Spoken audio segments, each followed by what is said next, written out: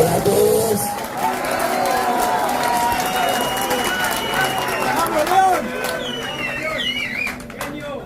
Muchas gracias, Sebastián, por tus palabras.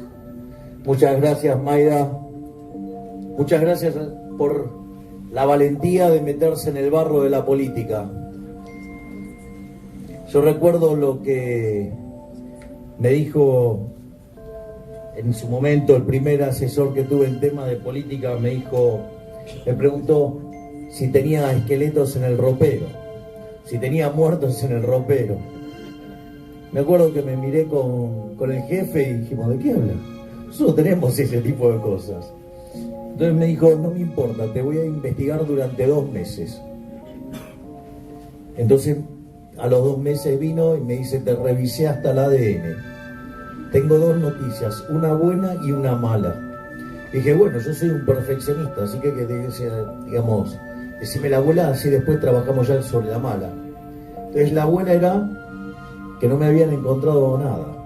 Dije, qué bueno que es eso. No, eso también es lo malo, porque te lo van a inventar.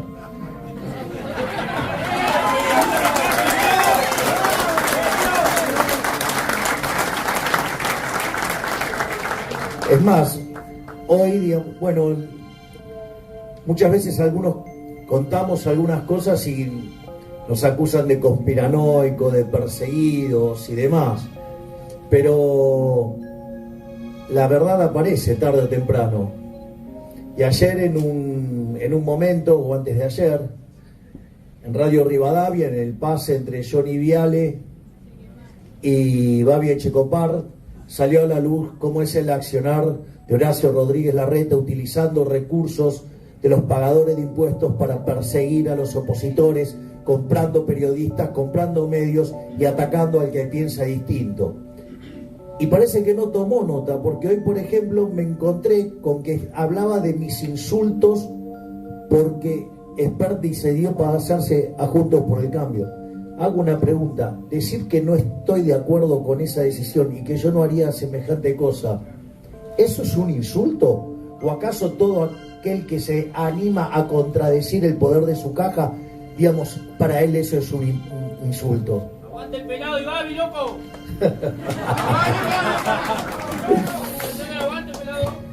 Entonces, en ese sentido, es como esto figura, digamos, o sea, se instalan mentiras, o sea, y ahí también hay algo que es interesante. Ese consultor ecuatoriano nefasto que tanto daño le ha hecho al gobierno anterior y lo ha llevado por un muy mal camino, además de juntarlo con gente que está condenada al fracaso porque son el ADN del fracaso. En ese contexto, él se enamoró de su teoría del caballo blanco y decía que el problema es que cuando un candidato aparece antes, digamos, si aparece este caballo blanco, el problema es que lo terminan ensuciando y cuando llega al momento de las elecciones está sucio como todos los demás y no se puede diferenciar. Y muy sabiamente Lilia el otro día hizo un posteo que decía, por más que lo traten de ensuciar al caballo blanco, el caballo es blanco y va a ganar las elecciones.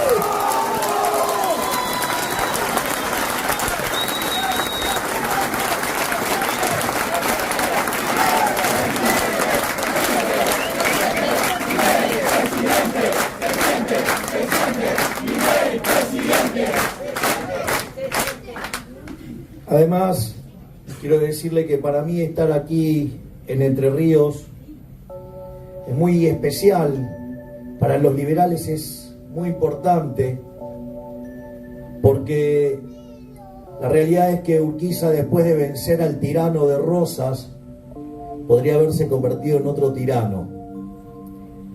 Y si bien durante un tiempo la historia se contó de una manera, sabemos cómo fue la verdadera historia.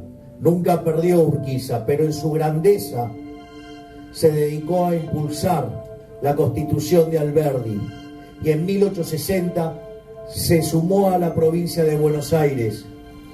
Y luego de eso empezó el proceso liberal que hizo que Argentina en 35 años de ser un país de bárbaros pasó a ser el país más rico del mundo. Por lo tanto, a toda esa casta maldita que dice que no se puede, acá hay un testimonio de que sí se puede. Lo vamos a lograr.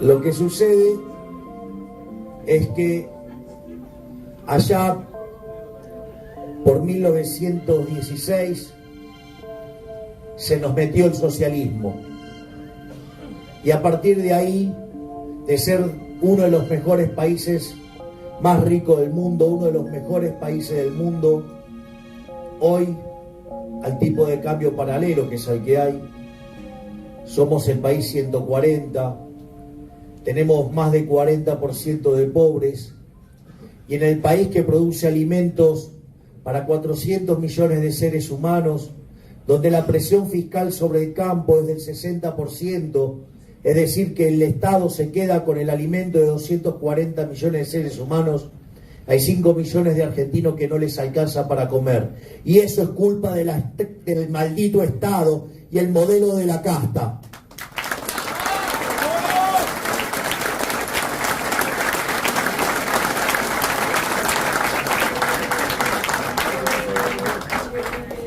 En cuanto al modelo de la casta, nosotros cuando fue el debate para diputados nacionales en el 2021, logramos sintetizarlo en una falacia nefasta que usan todos los políticamente correctos en Argentina y es: donde hay una necesidad nace un derecho. Miren, suena muy lindo, pero donde hay un derecho hay que pagarlo. Y el problema es que las necesidades son infinitas y los recursos son finitos. Tiene razón él. Y eso conlleva a una inconsistencia, a una tensión. Si les dijera que es un problema que no tiene solución, les diría que es mentira, porque se tendría que levantar de la tumba mi papá, el escocés Adam Smith, y dejarme una zapatería en el traste. Porque justamente como economista no puedo ignorar el rol del sistema de precios y la propiedad privada para terminar con ese problema. Sin embargo, esa solución de la mano invisible a los políticos no les gusta. Es decir, ellos prefieren la garra del Estado, el puño opresor de la política sobre los argentinos de bien. Y la consecuencia de ello se manifiesta en déficit fiscal. Esa nefasta idea de la justicia social, que es absolutamente injusta, porque parte de un robo y además implica un trato desigual frente a la ley, esa es la base de la decadencia argentina. En ese sentido, de los últimos 122 años, Argentina tuvo déficit fiscal durante 112. Es decir, la única política de Estado que ha existido en Argentina desde el inicio del siglo XX es el déficit fiscal. Y nos quieren seguir engañando que esto se arregla con Estado presente. El Estado no es la solución, sino que el Estado es el origen de todos nuestros males.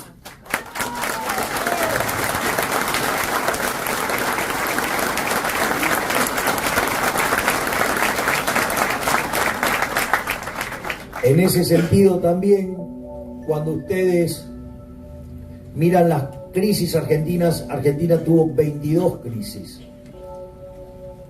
O sea que somos un país que suele tener muchas crisis. Y en ese contexto, de esas 22 crisis, 20 tienen origen fiscal, donde se separan en situaciones de alto déficit fiscal y de escandaloso déficit fiscal. Entonces, ¿qué es lo que sucede? Ese déficit fiscal hay que financiarlo. Entonces, ¿qué es lo que hace el político en general? El político populista, el político empobrecedor, el político demagogo. Lo que hace primero es endeudarse. ¿Por qué? Porque endeudarse la deuda que son impuestos futuros. Es decir, algo profundamente inmoral. Es como que nosotros ahora nos fuéramos de fiesta y le cargáramos la cuenta a nuestros hijos, a nuestros nietos y hasta personas que todavía no han nacido. Es una cosa profundamente inmoral, pero que le cargamos el costo porque no votan. Es decir, una verdadera salvajada, una verdadera atrocidad. Y cuando el político argentino ya no tiene más que hacer con eso, porque no se puede endeudar más, defoltea. Por eso Argentina es el máximo defolteador serial de la historia moderna. De hecho, ya le hemos ganado a Ecuador. Ya, digamos, ayer Standard & Poor's nos llevó a la categoría de default selectivo. Por eso no avanza la renegociación con el fondo. En ese sentido, una vez que los políticos se quedan sin utilizar la herramienta del endeudamiento, ¿qué hacen? Usan otro tipo de endeudamiento, que es con el Banco Central. Y la contracara es la emisión monetaria. En ese sentido, para que tengan un orden de magnitudes, antes de que existiera esa institución nefasta llamada Banco Central de la República Argentina, la cual fue creada en 1935 por 40 años, por lo tanto debería haber sido cerrada en 1975, antes de que existiera, la inflación promedio anual en Argentina era del 0,9%. Imagine cómo festejaría hoy un político casta con una inflación así en el mes. Bueno, era la que teníamos en un año. Después, cuando se creó el Banco Central, se creó mixto en 1935 para estafar a la gente. Y en ese contexto, en los primeros 10 años, la inflación saltó al 6% anual promedio. En 1946 se estatizó y hasta 1991, en el momento en que se repudió totalmente la moneda, la inflación promedio fue del 250% anual. Destrozamos 5 signos monetarios, le quitamos 13 ceros a la moneda, tuvimos 2 hiperinflaciones sin guerra. Entonces la gente repudió la moneda y eso nos llevó a la convertibilidad. La convertibilidad fue el proceso más exitoso de la historia argentina, eso consta en un trabajo de Gerardo de la Paulera, Pozzoli e Irigoyen. Y en ese contexto, Argentina durante la convertibilidad la inflación promedio fue del 9% anual. Sin embargo, eso se concentró en los primeros 20 meses del programa de convertibilidad y a partir de 1993 Argentina era el país con menos inflación del mundo. Sin embargo, cuando los políticos chorros se quedaron sin financiamiento y no podían tomar más deuda, ¿qué hicieron? Se llevaron puesto al Banco Central. ¿Y qué nos dijeron? Esta vez va a ser diferente.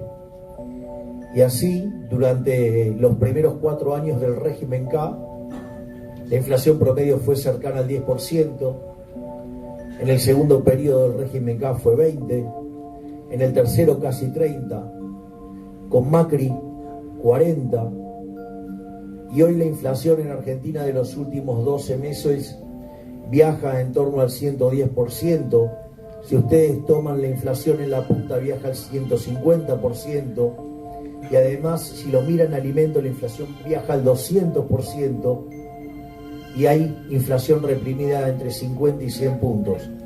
Es decir que no fue diferente. Volvió a ser una estafa como fue siempre en la historia argentina, donde el Banco Central es una herramienta para robarle a los argentinos de bien, que favorece a los políticos ladrones de la casta que nos roban 30.000 millones de dólares por año con la emisión monetaria.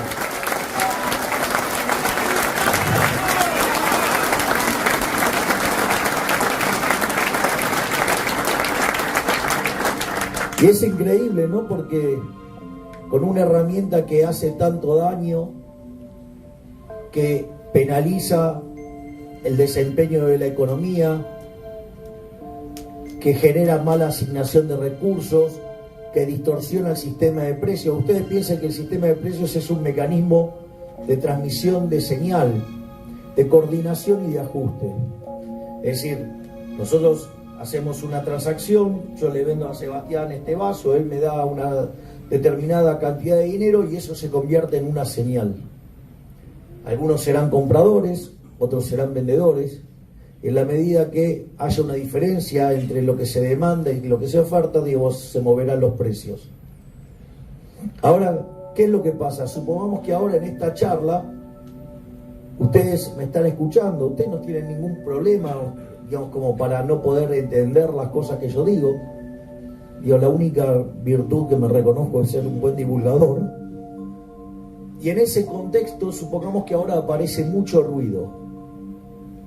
No importa cuán inteligente y capaces y aptos sean ustedes, y no importa cuán bueno sea yo explicando, si hay ruido no nos vamos a entender. Eso es la inflación. La inflación es al sistema de precios lo que el ruido a la comunicación. Y cuanto más fuerte ese ruido, peor funciona la economía. Los recursos no se asignan como deberían asignarse, y en ese criterio, no porque digamos sepa dónde tiene que ir asignado, lo que sí sé es que esta distorsión va a hacer que no sea como tiene que ser. Y en ese sentido, eso termina destruyendo capital, imposibilita la creación de fuentes de trabajo, reduce la productividad y hace que los salarios reales de los argentinos sean cada vez más bajos. Y ahí nos encontramos con algunos problemas sociales graves, porque en los sectores más acomodados de la sociedad pueden viajar e irse del país y dejar el país, pueden emigrar, con lo doloroso que es eso. Pero también es muy doloroso lo que pasa en los segmentos más postergados, porque no solo que no les alcanza para comer, sino que además, en muchas situaciones frente a la desesperación, terminan cayendo en el delito o en la droga, y nos encontramos con madres aterrorizadas que tienen miedo de que el hijo les vuelva frío. Por lo tanto, estamos además frente a un fenómeno de desintegración social. Estamos frente a un desequilibrio que es el más grande de la historia argentina y va a terminar en la historia siendo visto como la crisis más grande. Porque hoy tenemos un desequilibrio monetario que es peor que el que teníamos en la previa al Rodrigazo en 1975. Para que ustedes más o menos tomen conciencia, fue una situación en la cual la inflación se multiplicó por 6. Quiere decir que hoy estaríamos hablando de niveles de inflación de arriba del 650%. Y la cantidad de pobres se multiplicó por 5. No podemos multiplicar por 5 porque no nos da la matemática, quiere decir que habría un desastre social. Con el agravante de que los indicadores sociales de hoy son peores que los que teníamos en el 2001. Es decir, que una crisis monetaria de esas características generaría un desborde social parecido al de Venezuela. Y como si todo esto fuera poco, el desequilibrio monetario en el balance del Banco Central, la relación entre el ELIX y base monetaria, hoy está en niveles similares a los que estábamos en el primer trimestre de 1989. Esto es, previo a la hiperinflación del fracasado hiperinflacionario de Chascomús, el que tanto daño ha hecho a la Argentina el señor Ricardo Raúl Alfonsín, él y toda su horda radical de izquierda que han arruinado este país. Tiene razón él.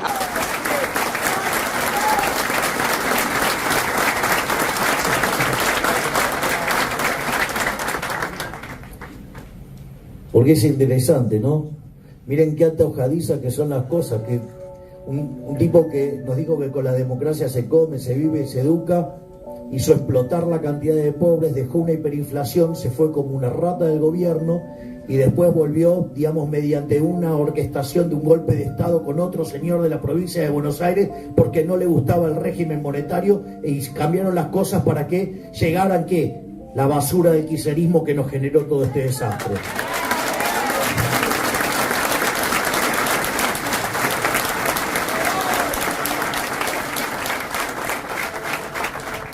O sea que de esos no van a cambiar nada, a esos solamente les gustan los cargos.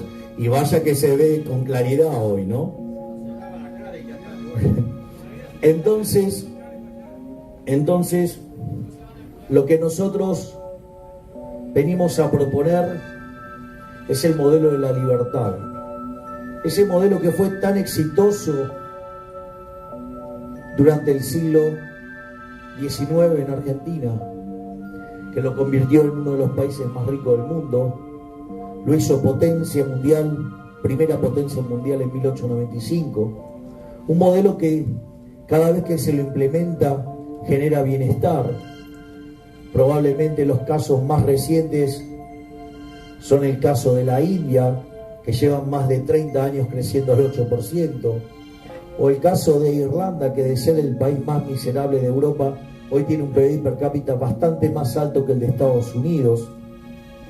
Es decir, un modelo que cada vez que se lo aplicó fue exitoso, donde aquellos países que son más libres son 8 veces más ricos que los reprimidos, donde el segmento más pobre de la población está 11 veces mejor que su par en el país reprimido y mejor que el 90% de la población del país reprimido, que tienen 25 veces menos de pobres en el formato estándar, 50 veces menos en el formato extremo, que la gente vive un 25% más.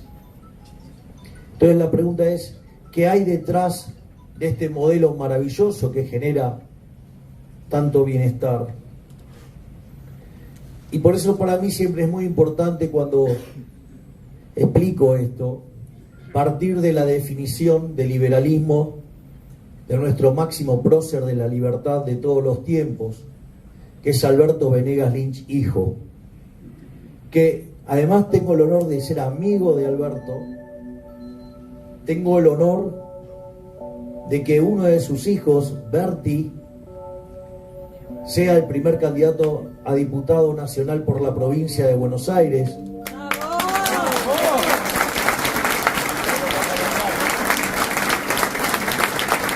Y que no tengo ninguna duda que, por ejemplo, su hermano Joaquín, que vive aquí en Entre Ríos, que en este momento está trabajando en Buenos Aires, digamos, porque tuvo que viajar por trabajo, no tengo duda que, digamos, lograremos sumarnos a esta fuerza para llevar y seguir impulsando las ideas de la libertad.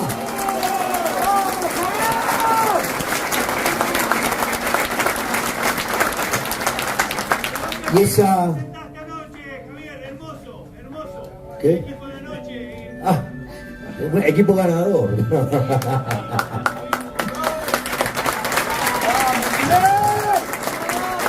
En ese sentido, la definición del prócer señala que el liberalismo es el respeto irrestricto del proyecto de vida del prójimo, basado en el principio de no agresión y en defensa del derecho a la vida, a la libertad y a la propiedad, donde sus instituciones fundamentales son la propiedad privada, los mercados libres de intervención estatal, la libre competencia entendida como entrada y salida, la cooperación social y la división del trabajo, donde solamente se puede ser exitoso sirviendo al prójimo con bienes de mejor calidad a un mejor precio.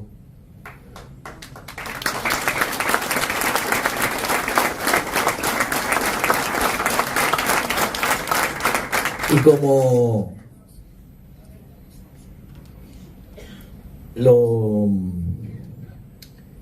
además es interesante porque estas ideas,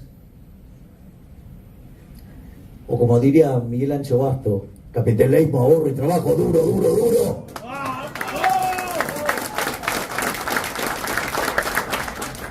En este esquema, de hecho, los empresarios son héroes, los innovadores son héroes, los emprendedores son héroes, y donde los verdaderos villanos son los políticos castas. Y la casta incluye no solo a los políticos ladrones, a los políticos que impulsan el socialismo, los políticos populistas que nos hunden con sus políticas. La casta tiene miedo. Pero no crean que solo son los políticos chorros. También están los empresarios, también están los sindicalistas tranza, están los operadores, los micrófonos ensobrados. Y obviamente están los econochantas, esos que agarran y encima los tuercen el análisis económico para justificar a políticos ladrones. Esos son los herederos de Keynes y Marx, no digamos los herederos de Adam Smith como yo.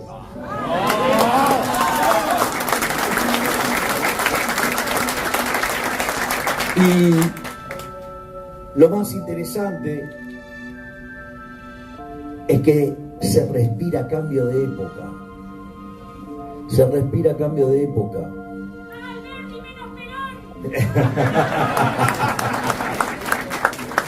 Es decir, ustedes tienen momentos que son épocas de cambio, o sea que donde los cambios transcurren regularmente, y tienen momentos que son cambios de época, y creo que estamos frente a un cambio de época.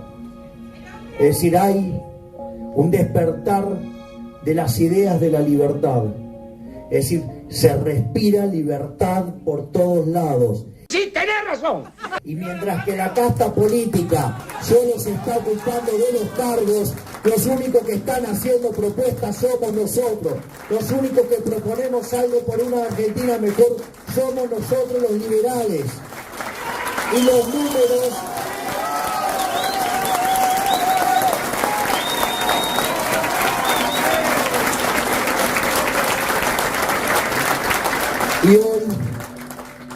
Y hoy los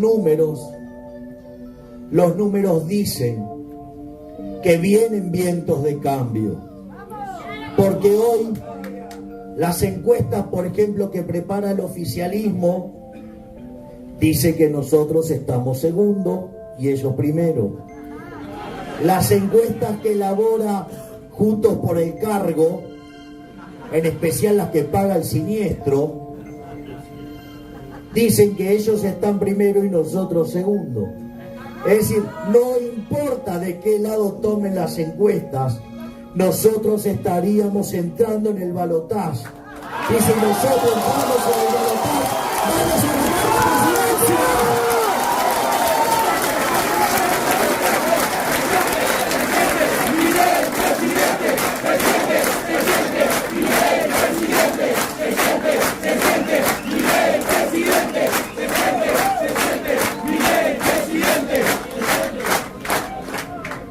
Pero más allá de estos números auspiciosos, es interesante cuando ustedes miran la composición de los votos por segmento etario. Cuando toman el rango entre los 16 años y los 45 años, estaríamos ganando en primera vuelta.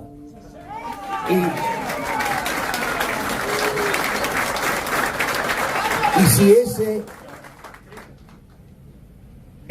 segmento etario se lo restringe a 16 a 30 años, tendríamos el 65%. Por lo tanto, creo que tenemos una buena noticia. Argentina tiene futuro y ese futuro es liberal. ¡Viva la libertad, carajo!